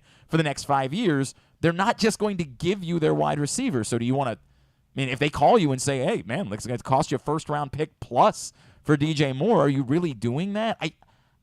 You can only trade for the players that are available. And I will condemn what the Ravens have done at wide receiver. It's embarrassing. But to make that the story of them acquiring Roquan Smith is very silly to me. Yeah, and it's funny too, because like I get those messages every once in a while, and I know this is apples and oranges, but I had one this morning when I woke up, and I hadn't been on radio since Friday, and the guy had said, "I used to like you, but I don't like you when you talk politics." I'm going, okay, well, you can still like me and not agree with me politically. It's okay to do that, but and again, I feel like I'm kind of neutral when it comes to the whole left and right thing, even though saying neutral, I probably lean more left, but it's just funny about how someone's perception of you can be regardless of what's going on. And that must have been sitting in his crawl to send me a message really late on Monday night when I hadn't worked in 4 days. It's pretty funny. That is pretty funny, right? It's kind of the same thing with guys like you're sitting here talking about an offense that's top 6, and he's going to be the scapegoat. Every single time they lose. They could lose 38-35, and people will bring up the play call that he made to end the game. I got a message from somebody that said they would never listen to me again because I was so political, and I said, I just was interested. I said, what did you hear that was political? And it was me talking about NIL a couple years ago. It was me saying that college athletes should be able to make money off of their name, image, and likeness. And that was too political for this person, and they weren't going to tune in anymore. I said, you know what? If that's too political, you probably made the right choice. You probably, if that's too much for you, I don't think there's any coming back from here. I think I might have to. I can't. I try to be open and listen to everybody. There's certain things that I'm going to have my opinion on, and it doesn't even mean my opinion is necessarily going to be right. But if we can't talk about those things, look, the same thing applies in sports to a totally different level. But when we're talking about what's wrong, what do you need to do, and how I get into people that are results-based. Just because you won the game doesn't mean that, could the game have been easier? Just because you lost the game doesn't mean that last play is what cost you the game. Could we go back to the second quarter and say this did it or this play call? There's all types of things that happen. But it's just funny the perception that people have. And nowadays it's shut up and dribble unless you agree with me, and then you can talk, or however it works. Eternally the way that it works. Eternally the way that it works. Now, with that all said, you want to talk about Kyrie Irving? Yeah. I have so no interest in talking about Kyrie Irving, man. I don't either. I don't even know what he's thinking. Oh my God, I don't have the words. All right. You know what's funny? Let me give you this, because I told Rob at the beginning of the year the team that I was bullish on in the NBA is the Brooklyn Nets, just because I think there's too much talent. And then he pointed out, he goes, "Man, are you going to rely on Kevin Durant, Kyrie, and Ben Simmons to get it together?" And I said, you'd have to think that maybe there's something in them that they prove it wrong, because it's not just those guys. I mean, Joe Harris coming back. They added Warren, TJ Warren from they added all these pieces that I think are going to be really good for them. And I'm like, we're not even 2 weeks into the season, and Kyrie's talking, anti-Semitic remarks and all the other stuff that's going on. We got Ben Simmons taking a night off. He's fouling out left and right. Kyrie was defending him a couple weeks ago. I think Kyrie wants to be a martyr one way or the other. It doesn't even matter what the cause is. He just loves to talk and put himself in these situations. I think there is no question about it. I think that he is the typical I think I'm really smart type of person on the face of the planet. I believe my own ass. I think I'm that much smarter than the rest of you, when the truth is, dude, you're not. You're just not smarter than any of the rest of us. I'm waiting for him with the whole Earth is flat thing to go. Water, the Earth's made up of 70% water, and it's not carbonated, so technically it's flat. Where are we going with this? Right. Hey, real quick, how you feel about the World Series now? As didn't play last night, they will hopefully be able to get Game 3 in tonight. Yeah, I saw the pitching change. They go away from Syndergaard and go to Suarez. There's a couple things, I was telling the guys, I hate lefties against the Astros because they're two big lefties, hit lefties well in the lineup, and then you just have mashers all through 1 through 9 with this Astros team. So I would expect to see Trey Mancini in the lineup tonight and playing the outfield unless they do something else. But you look at it, Altuve's not getting on base. Had they pitched Syndergaard, he's easy to steal on. He's the worst pitcher at holding runners on. He's pitching to contact. He doesn't have his strikeout ability anymore. The wind should be blowing kind of slightly in. It's more favorable to pitchers today. But I still lean the Astros. It's that top two that they have with Valdez and Verlander, not to put them in that order. Man, specifically. I don't know about Verlander anymore, dude. We at some point we got to acknowledge that like he's the worst World Series pitcher ever. Like, yeah. I mean, you look at those numbers; they've been. I mean, Valdez has been great, and then what? Right. Christian Javier, who hasn't even got a chance to pitch. Was it Christian Javier? I believe Jose Urquidy is a guy that's been like lights out in the World Series when he's had an opportunity. He hasn't even pitched in the postseason. So, I mean, they have an embarrassment of riches at starting pitcher. So going with McCullers, I got no problem with it. The guy can get out there and kind of, if he can limit Kyle Schwarber and Bryce Harper, I think he can control some of the righties there. So we'll see what happens. But I still lean Astros. They're the better team. I do too. I really think if it's 2-2, they get to Game 5. They're gonna have to have a really quick hook with Verlander, which is crazy, right? Like, yeah, because he hasn't been that good in the postseason. No. Outside of one start. No, and I think that they really screwed up when he started getting in trouble. They let him get banged around for 5 runs in Game 1. Like, I would have. You have so much pitching. You have so much available to you. Why are you letting that dude stay out there when clearly they were getting to him? It made no sense. All right, what's coming up on the show the rest of the week? So we're all in the rest of the week. We'll be talking about this matchup with the Saints on Monday night. We'll probably get into some baseball stuff as well. And I know, like with the NBA, NHL, we always talk that all throughout the week. But obviously, the big conversation will be Roquan Smith this week. No question about it. And we'll see if there's anything more coming today. I'm not counting on it at this point. I'm going to ask you to hop on with Stan and Gary Stein are filling in for me next Monday. If you don't mind doing a couple minutes with them, I'm sure they'd love to catch up with you. Always appreciate you, pal. At Jeremy Conn. Let me talk to Kyrie and see if it's okay. Yeah, see it. Yeah. Oh, man. Oh, no. At Jeremy Conn 1057 on Twitter. Of course, his picks every day at PressBoxOnline.com. Love you, buddy. We'll see. All right, man. I'll see you guys. Jeremy Conn joining us here on GCR. Oh, no. Oh, no. No. Oh, how do you just dance around? All right, today's show is brought to you by the new print issue of PressBox, which is available for free at your neighborhood Royal Farms and the hundreds of locations around town where you find PressBox. You can read it all at PressBoxOnline.com. That's Kevin Willard. You see him on the cover. He's the new head coach of the University of Maryland. I hear good things. Stan the Fan and I sat down for a lengthy conversation with Kevin Willard and learned a lot. You can find that right now, again, in all those locations. Also inside this print issue of PressBox, you can meet men's and women's D1 players from every program in the area. And again, you can go pick that up right now ahead of the start of college basketball season, which gets underway on Monday. Of course, the big story here today in Baltimore, the Baltimore Ravens have a new linebacker. Roquan Smith is headed to town. Let's find out a little bit more about the Ravens' newest addition. Our next guest, in addition to being a Bears analyst for NBC Sports Washington, of course, was a very high-level player in his career, former Bears defensive end, Mr. Alex Brown. He's with us now here on GCR. Alex, it's Glenn in Baltimore. It's great to catch up with you, man. Thank you so much for taking some time for us. Absolutely. How y'all doing? Thanks for having me on, Glenn. We're pretty excited right now, if I'm being honest with you, Alex. I mean, the Ravens just came up with a hell of a football player, and I understand the situation in Chicago. To me, this is pretty logical on both ends. Let me just start with, generically, when you hear the name Roquan Smith, Alex, what comes to mind for you? He's a tackling machine. That's what he does. He makes, I mean, he's all over the place.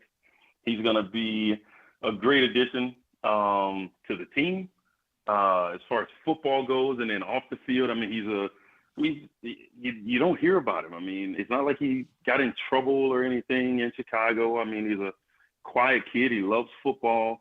It's one of those guys. So, and you want a team full of those guys, right? That just love football. So he's a football player.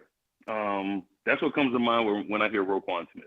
You bring up the tackling thing. He's obviously the leading tackler in the NFL right now. But what jumps out at me is, there's a lot of guys that just by nature of playing a position can be the guys that can get tackles on the field. What is it about Roquan Smith that maybe goes beyond just being the guy playing at inside linebacker, so he's the one that's most likely to get the most tackles? Why is he even better than your average inside linebacker? I mean, he has great instincts now. He does have great instincts. He has the quickness that you need in small spaces, and he anticipates very well. So on some plays, I mean, he may I don't know because I'm just watching the game, right? I don't hear the play that's being called, but sometimes you'll see him shoot a gap, and you're like, why in the hell did he do that? And then it's a tackle for loss, and he has a knack for making plays. I love the kid. I think he's going to be a hell of a player for you. I think where we're at as a football team in Chicago, it just wasn't.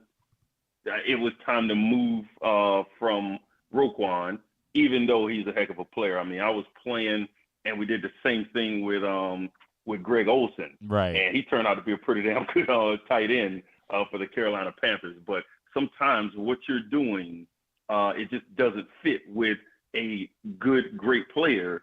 Then you just move on and you give them an opportunity to play somewhere where their skill set fits better.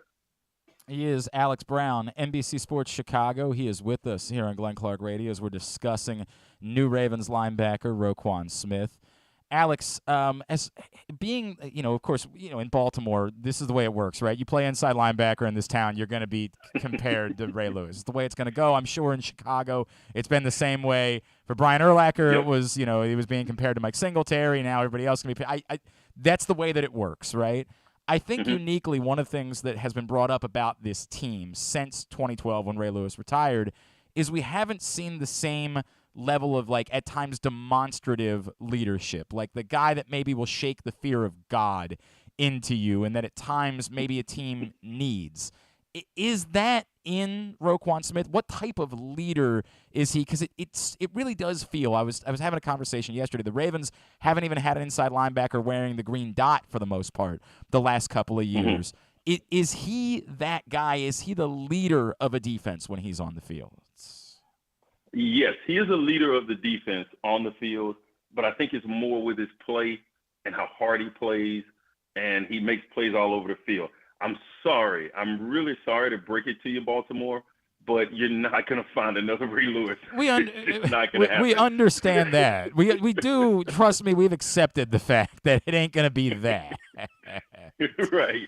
Like Ray was a little different. And Roquan, he's a lot quieter than Ray, but he will lead by his play, and he will jump on guys if need be. I've seen him do that. I've seen him be that leader, but he understands that when in a situation like this, it's not going to be too big for him. Just like coming behind Lance Briggs and Brian Urlacher and the list of linebackers in Chicago with Singletary and those guys, it's not going to be too big for him. He's not trying to be Ray Lewis. He's going to come in and be the best Roquan Smith he can be, and he's going to do it in a quieter manner. But I think he's going to be very productive for your football team and a great addition. I really do. He did wear the green dot in Chicago, correct? Yes. Okay. Yeah, I thought I remember seeing that at some point. So I mean, clearly, you don't give somebody that responsibility if they're not a legitimate leader and someone who can communicate. Yeah, he's the guy. 100%. Absolutely, he's the guy. I've used the word. Look, I was enamored with Roquan Smith coming out of college, right? Like I remember. Yep. I remember who the first scout was that I talked to that was like, dude, there's no chance. Like he's not falling to the Baltimore Ravens. You need to change your focus. And I was very upset at that point. It was crushing to me. I have been long enamored with Roquan Smith, and the word that I have used is wrecker. And it's one of the other things that we talk about the Ravens, who are built really well, but they're limited game changer wise, right? Lamar, of course, is a game changer. Mark Andrews has developed into a game changer at the tight end position, but they don't have many other. They have a lot of other good football players, helpful pieces, really good football players in some instances, but I don't know that we would say they have many other game changers on the football field. Is it fair to put Roquan Smith in that category? Like he is capable of single-handedly changing a game as the season goes on for the Ravens? Absolutely. Yes, it is. And be comfortable when you say that. Yes, he is a game changer. He immediately makes sure he made your defense better the second the Baltimore Ravens finalized that trade. He made your defense better. So, and the players around him, because they no longer have to worry about this particular job or what his job requires him to do. They don't have to worry about that. All they have to do is worry about their job now, because he's going to take care of his job and he can do a lot of different things. He can rush the quarterback. On blitzes, he's a really good blitzing linebacker. Yeah. He's a sure tackler. I mean, the guy is a really, really good player. I'm telling you, when you pick him up and you're talking about the draft, when we picked him up in the draft, he's one of those guys. And being in Chicago, and you get Mitchell Trubisky, and you get Kevin White, and you get these question marks. You get these question marks in the top 10, and then you get Roquan Smith. He's the guy. He's the type of player that the second you pick him in the draft, he's a starter on your football team. Like, he's that type of guy. And I think, just like I said earlier, the second you guys finalize that deal, he made your defense a lot better. One of the issues the Ravens have run into with inside linebackers post Ray Lewis, and even late in Ray Lewis's tenure, is coverage. That they've had, C.J. Mosley was a quality inside linebacker, right? He could play, but he was a liability in coverage. And, I know it's difficult to find that guy, right? We're almost talking about a unicorn. Correct. How is Roquan Smith in coverage? He is average, above average, I would say. Okay. If I'm being honest, I mean, if there's a black eye on Roquan, it would have to be if you get him out in space trying to cover a running back. If he's going to tackle a guy, we can put his hands on him. But having to stay with a smaller running back in space, it gets tough. It gets tough for him, I think. But I think that'll come as he matures and gets older, and he starts to take care of his body a little better. I think he'll get in better shape. I've said for the past year, if he lost 8 pounds, he'd become a superstar. He really would. And I hope that Baltimore gets him to do that. Just tone up just a little bit, and he'll be a superstar. I think he's a really, really good player, and I have nothing but good things to say about him. But if he just toned up, when Lance Briggs came into camp and you saw him at 235 to 238 pounds, you knew he was going to be an all-pro that year. When he came in at about 247, you're like, it's going to be a struggle this year, So if you can get him to do it, 8 pounds. If he loses it, he will be an all-pro player for you for a long time. All right, just another minute here with Alex Brown on GCR from out in Chicago. Alex, is it worth $20 million a year for the Ravens to try to keep – I think the good news about this trade is that you can do the math and see how it could work if the Ravens don't sign Roquan long-term, right? Like, you're going to get a third-round compensatory pick for him, so you're switching out a second for a third and giving up a fifth, and in exchange you get a half season of Roquan Smith. That math can work, right?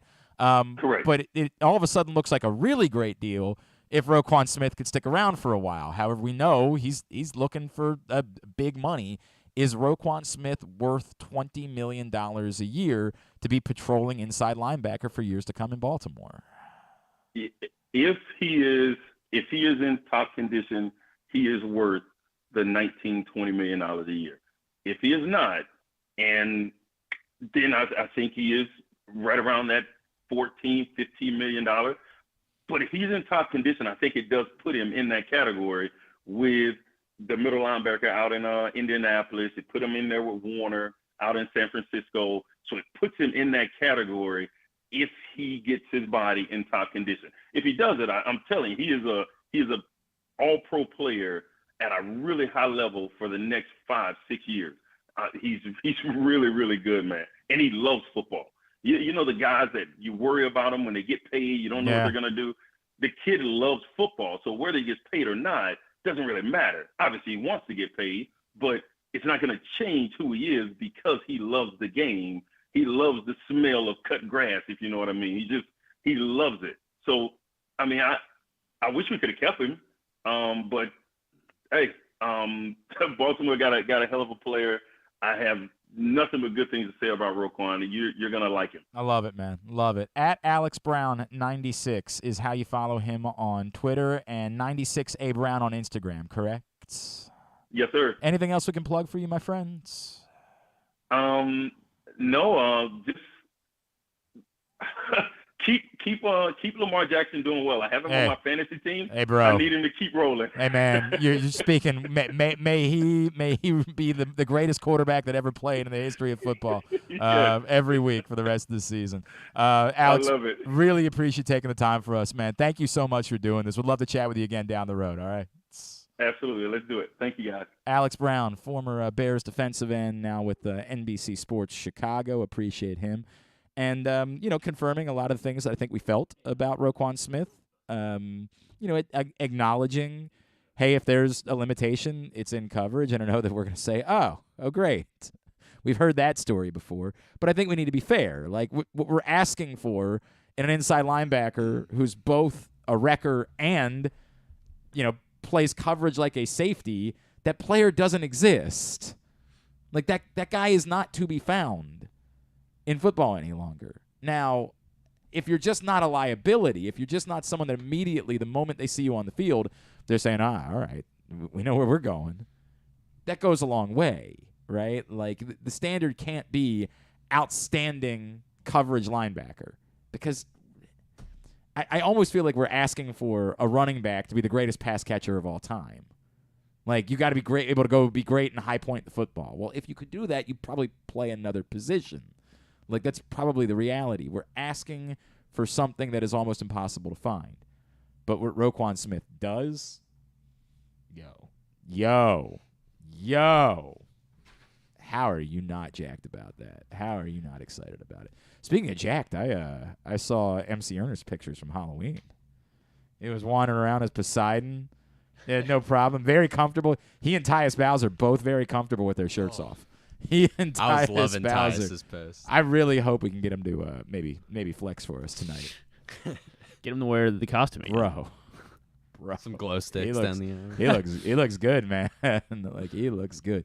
No, Micah, you look good too, but I mean, Tyus maybe. I'm definitely might have beat you out NFL defensive line. Might have beaten you out a little bit. We'll, of course, be talking about that with Tyus. Tonight, we will be at the Hamilton Sports Bar and Grill on Hartford Road. Come join us. Tyus and his special guest, Devin Duvernay, starting at 7 o'clock for the Tyus Bowser Show. Stan the Fan and Ross Grimsley caught up with former Oriole Shane Turner, now an executive with the San Francisco Giants. You can find that right now, facebook.com/PressBoxSports, PressBoxOnline.com/video, or YouTube.com/PressBoxOnline.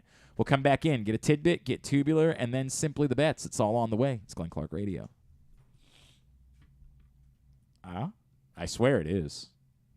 Yeah? Yeah, me too. Oh, there we go. Officers start at close to $59,000 all right, let's try that. Stop. a year with a We can't play half a commercial for somebody. They pay good money for us to run their commercials. We got to play the whole thing. All right, Glenn Clark Radio. Oh no. Oh no.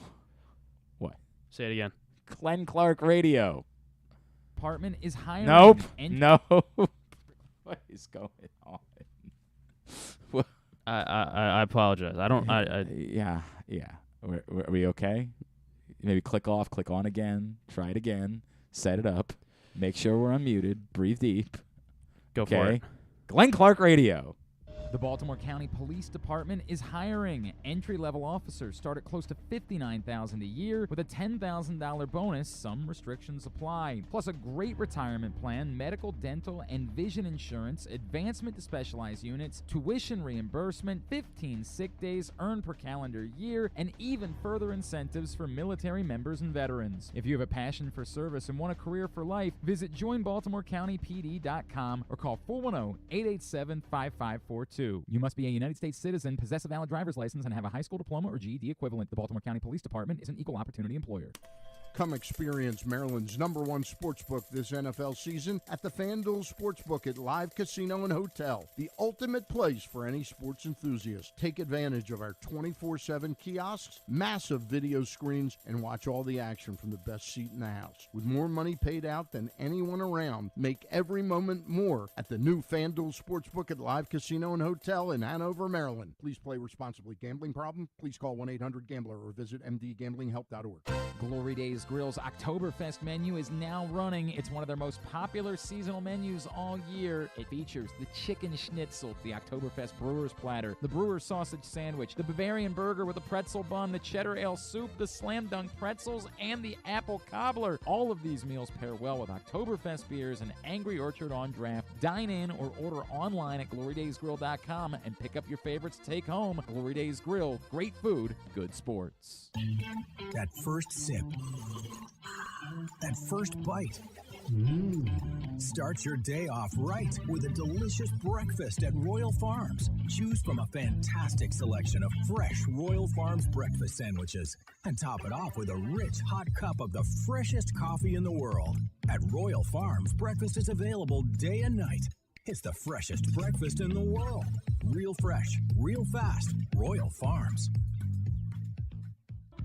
Have you been to Guilford Hall Brewery? Located in Baltimore's Station North neighborhood, Guilford Hall Brewery breaks the craft brew mold with their great handcrafted microbrews and amazing Bavarian-style food selections. Join Guilford Hall 7 days a week for Orioles, Ravens, and all of your favorite college games. Make plans now to watch the big games, play trivia, or bring your dog for Yappy Hour. They even have free valet service on Friday and Saturday nights. Go to guilfordhall.com for a complete schedule of events, beer listings, and food and drink specials. We'll see you at Guilford Hall Brewery.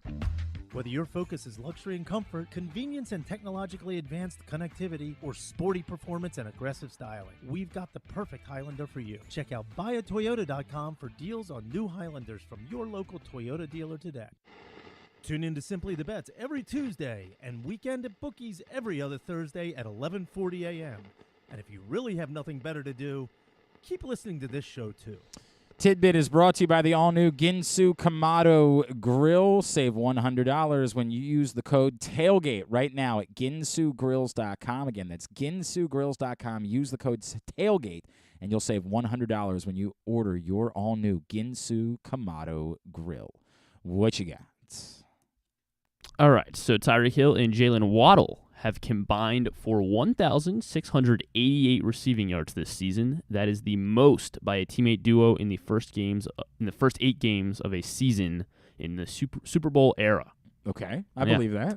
And then Tyreek Hill by himself has 961 of those 1,688 receiving yards. And those 961 is the third most in the first 8 games of a season in the Super Bowl era. So can you name the 2 guys with the most? No. And also the guy that he passed? I mean, come on. Say it again while I think about it. I mean, 9. All right. How in the world? You should. I mean, you should really. Yeah. 961 receiving yards in the first 8 games of a season. That is the third most that Tyreek Hill. All I can do is just name guys that have had a ton of receiving yards in a season, and Josh Gordon, for example. Not Josh Gordon. This is the problem. Larry Fitzgerald. No. I mean, there's no Cooper Kupp. No. Calvin Johnson. Between Randy Moss, Terrell Owens, Jerry Rice, Michael Irvin, Andre Reed, Art Monk. No. James Lofton, Steve Largent, no. Devontae Adams, Stephon Diggs, Adam Thielen, Chris Carter. Between Marvin Harrison, Isaac Bruce. There you go, Marvin Harrison. Hey! Number 2, Marvin Harrison. So Tyreek Hill, he has 962 in 2000 with the Colts. Torrey Holt, Reggie there you Wayne. Go. Hey! Number 1, Torrey Holt. 978 in 2003 with the Rams. Anybody remember specifically who had the most receiving yards through Marvin Harrison games? Was 2, 962. It's just an impossible thing for Tyreek Hill, 961 is third through the first 8 games of the season, passing this guy who had 960 yards in 2011. Julio Jones, Steve Smith, Roddy White. He is now the Marcus Colston, Dolphins wide receivers coach. How in the world would I know who the Dolphins wide receivers coach is? How is that supposed to be a fact that people just have lying around? Who's the Dolphins wide receivers coach? He couldn't be too famous because I would definitely know if he was too famous. Sorry, Michael. Did you have a guess? No, I just looked it up. Oh, you son of a bitch. I feel like you can get it, though. Great. Alliteration is a hint. Alliteration. I already said Chris Carter. He was 2011, 960 yards. Did I tell you the team yet? It's not Justin Jefferson because no. He was a New England Patriot in 2011. Oh, Wes Welker. Okay. Wes Welker. Okay. That is the top 4. That's a thing that people just know. People would just know that. Well, it was just interesting because since he's coaching. I get it. All right. Totally Tubular is brought to you by FanDuel, and online sports betting is coming to Maryland in the next few weeks. PressBox is your source for the best offers and sign-up incentives. Starting right now, you can get a $100 pre-registration credit from our friends at FanDuel by going to PressBoxOnline.com/offers. The $100 credit is in addition to the new user promo you'll get when they go live. Just go to PressBoxOnline.com/offers right now to get your $100 FanDuel pre-registration bonus credit. PressBoxOnline.com/offers. Here's what's coming up tonight, totally tubular-wise. World Series Game 3, they will try again this evening. Lance McCullers, Ranger Suarez as the Astros and Phillies play Game 3 on Fox. UMBC Soccer wraps up the regular season at Binghamton at 7 o'clock on AmericaEast.tv. I'm sorry I won't be able to be there for it, but a cool exhibition basketball contest. Stevenson is playing Loyola tonight at 7 on ESPN+. I will unfortunately be with Tyus not unfortunately, I'm looking forward to being, unfortunately for the two schools that I work for, which is kind of crazy, and they asked if I could come over, and I'm sorry, I can't do it because I'll be with Tyus tonight. But neat event tonight on ESPN+. College football, ESPNU, Ball State, Kent State at 7, ESPN2, Buffalo, Ohio at 7:30. So yes, if you are a true degenerate, we are into the MACtion portion of the season. Midweek games the rest of the year. Capitals host the Golden Knights tonight at 7 on NBC Sports Washington. Bruins, Penguins at 8. And Ducks Sharks at 10:30 on ESPN. Bulls Nets at 7:30. Timberwolves Suns at 10 on TNT. Champions League this afternoon on Paramount Plus. The Golazo Show at 3 on CBS Sports Network. And WWE NXT tonight at 8 on the USA Network. Non-sports. Your favorite duo is on Colbert tonight, Matthew Perry and Elizabeth Warren. Never go anywhere without each other. Literally. I mean, I'm so sick of the two of them together. Let's see, Frank Grillo and Mindy Kaling on Jimmy Kimmel. You like Mindy Kaling. I'm a fan. Will Arnett, Tyga, and Mila Kraling on James Corden. Sure. Yeah. Sure. Mila Kraling. She was Barit in Guardians of the Galaxy. Oh, okay. All right. She was fan. I like, yeah. And then Weird Al will be on Jimmy Fallon with Lupita Nyong'o. Great. Yeah. Great. And then the big one. I don't even hate Weird Al. Like I'm if anything, I'm more positive than negative. It's the people that try to portray him as being a legend, as being an icon, as being somebody worthy of having a movie made about their life. Like, he's a guy who did bad versions of good songs. Like, he was semi-clever. They were and fun versions. They were silly. They were semi-clever, but not much more than semi-clever. Weird Al's great when you're 12. Like, when you're 12, Weird Al's a genius because he says silly things. Then you realize, like, no. You're right. I did think he was pretty cool when I was when 12. everybody's 12, you think that Weird Al's the greatest thing that ever happened. Then at some point you realize, like we all could do this. We all could just take silly words and nonsensically replace the words of other songs with them. It's great that he's made a career out of it, but we got to be very careful about how much praise we give to Weird Al. Like, it really disturbed me that when Coolio died, people kept talking about Weird Al. Like, Coolio was brilliant. Weird Al was a dude who co-opted other people's skills. And that doesn't mean that he didn't have some skill. He did.